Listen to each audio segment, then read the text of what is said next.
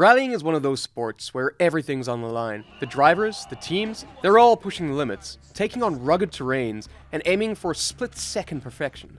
But what happens when the desire to win leads teams to cross the line into outright cheating? Today, I'm going to take you through 5 of the wildest rallying cheats in history. These aren't just stories about sneaky tactics, they're about the sheer creativity and audacity of teams trying to get that extra edge. Let's start with a legend, Smokey Yunick. Now, Smokey wasn't a rally guy. His domain was NASCAR, but his influence reached far beyond those oval tracks. This man was a mechanical genius, known for finding the gray areas in the rulebook and exploiting them to the fullest. Back in 1968, Smokey created the Chevrolet Chevelle, a car that, at first glance, looked like any other, but Smokey had a bag full of tricks up his sleeve. For instance, NASCAR rules said that fuel tanks could only hold 22 gallons.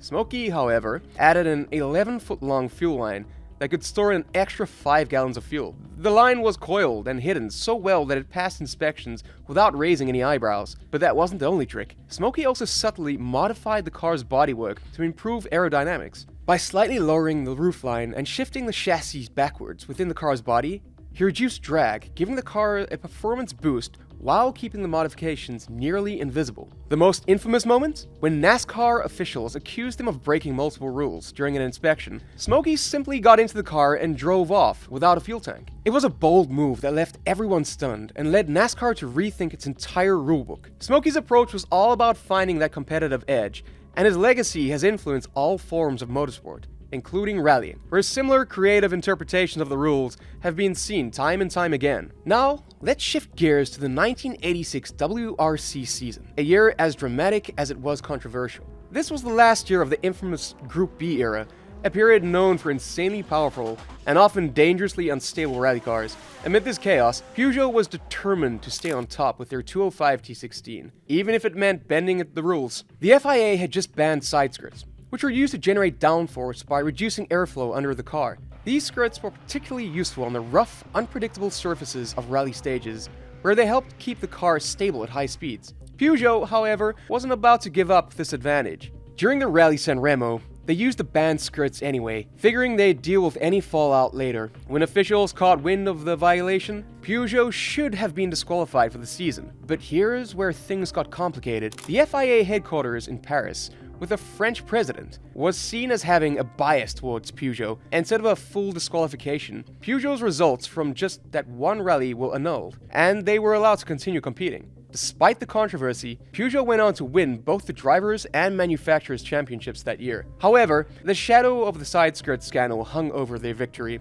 leading many to see their triumph as tainted. It's a classic case of how technical innovation can push the boundaries and sometimes cross them, leading to scandals that echo through motorsport history. Fast forward to the early 2000s, and we find Ford facing a new challenge in the WRC. Their Focus RS WRC was a strong contender, but it wasn't dominating the way they wanted. The problem? The WRC's restrictor plate regulations, which limited the amount of air that could enter the turbocharger, effectively capping engine power. So, the engineers at M Sport, who handled Ford's rally operations, came up with a brilliant and illegal solution: the titanium boost tank.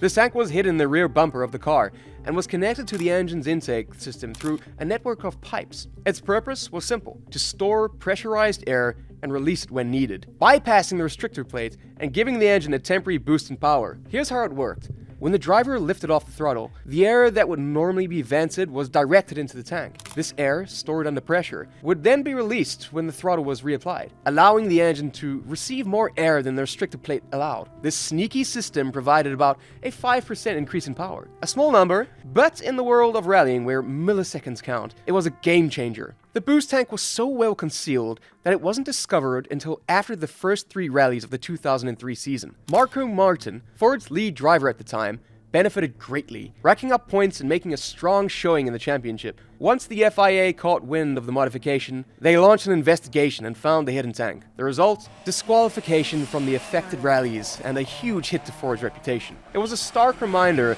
that even the most ingenious cheats are only as good as their ability to stay hidden.